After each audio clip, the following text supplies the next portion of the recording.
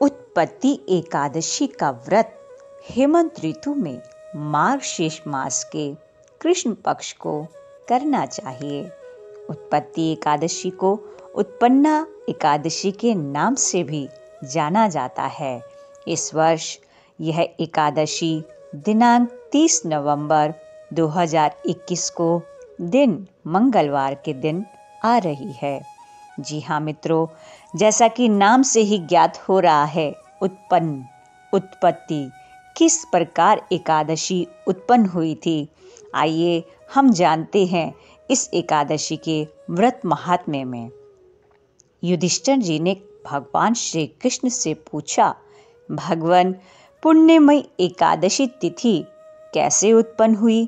इस संसार में वह क्यों पवित्र मानी गई तथा देवताओं को कैसे प्रिय हुई? श्री भगवान बोले, कुंती नंदन, प्राचीन समय की बात है। सतयुग में मुर नामक दानव रहता था। वह बड़ा ही अद्भुत, अत्यंत रौद्र तथा संपूर्ण देवताओं के लिए भयंकर था।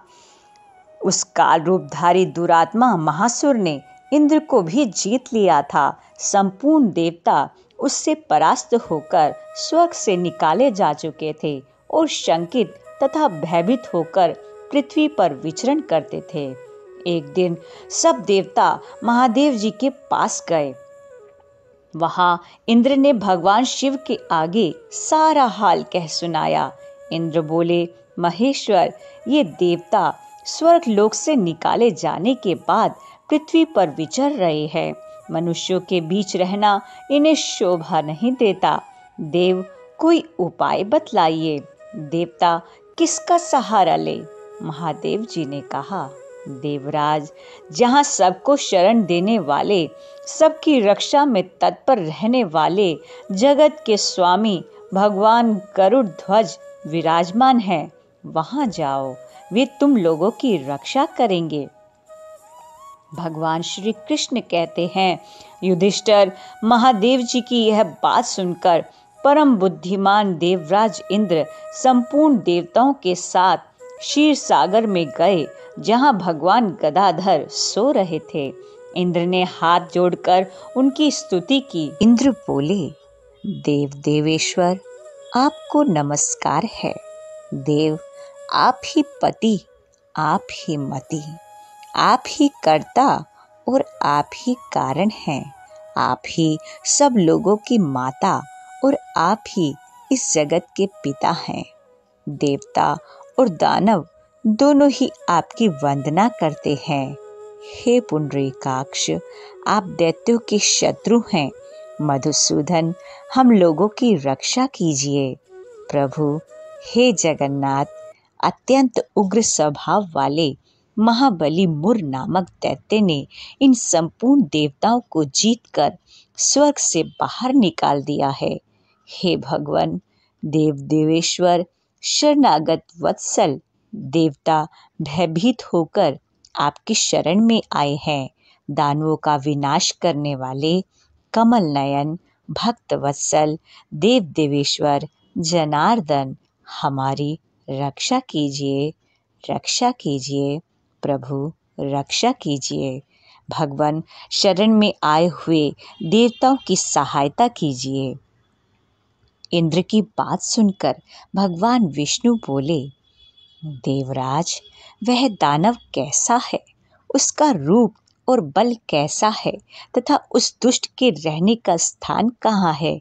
इंद्र बोले, देवेश्वर, पूर्व काल में ब्रह्मा जी के वंश में तालझंग नामक एक महान असुर उत्पन्न हुआ था, जो अत्यंत भयंकर था। उसका पुत्र मूर दानव के नाम से विख्यात है। वह भी अत्यंत उत्कट, महापराक्रमी और देवताओं के लिए भयंकर है। चंद्रावती नाम से प्रसिद्ध एक नगरी है, उसी में स्थान बनाकर वह निवास करता है।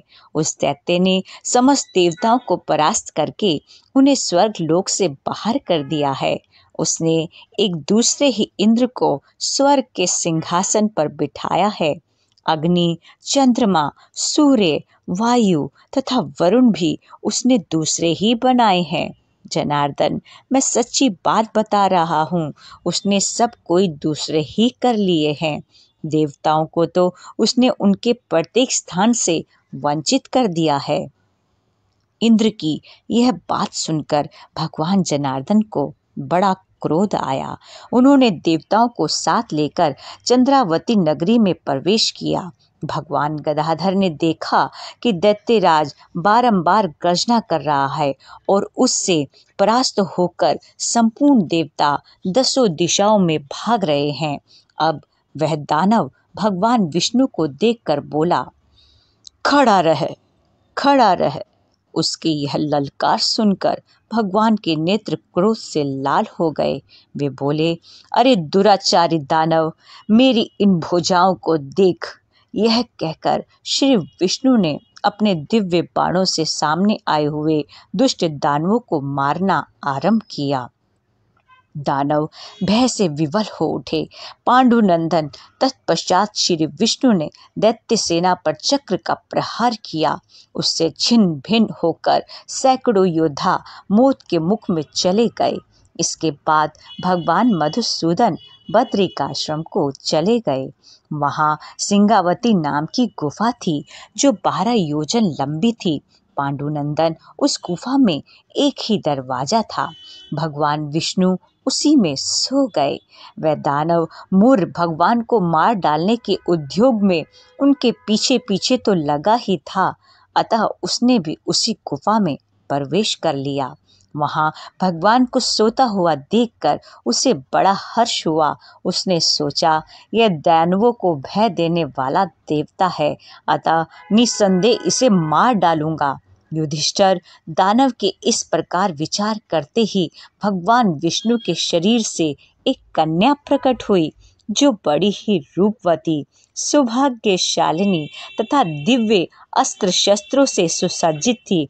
वह भगवान के तेज के अंश से उत्पन्न हुई थी। उसका बल और पराक्रम महान था। युधिष्ठिर दानव राजमुर ने उस कन्या को देखा। कन्या ने युद्ध का विचार करके दानव के साथ युद्ध के लिए याचना की। युद्ध छिड़ गया। कन्या सब प्रकार की युद्ध कला में निपुण थी। वह मुर नामक महान असुर उसके हुंकार मात्र से राख का ढेर हो गया। दानव के मारे जाने पर भगवान जाग उठे।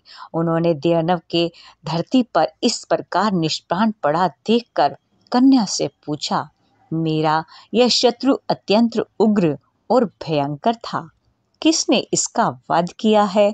कन्या बोली, स्वामिन, आपके ही प्रसाद से मैंने इस महादैत्य का वध किया है। श्री भगवान ने कहा, हे कल्याणी, तुम्हारे इस कर्म से तीनों लोगों के मुनि और देवता आनंदित हुए हैं, अतः तुम्हारे मन में जैसी इच्छा हो उसके अनुसार मुझसे कोई वर मांग लो।